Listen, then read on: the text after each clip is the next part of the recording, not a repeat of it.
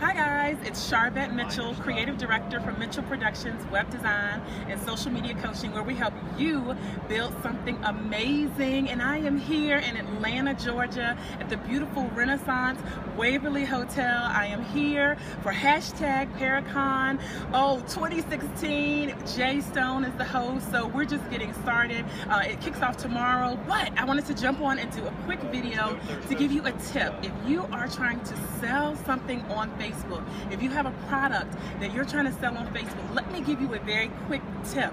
This is what you can do. When you make a post, make sure you put the direct link of where that product can be purchased on your website or on any other site it's being hosted on. The key is that you have a short amount of time to grab that person's attention, and you don't want them to work for your product. You don't want them to work and put in a lot of effort to try to figure out how to buy your product.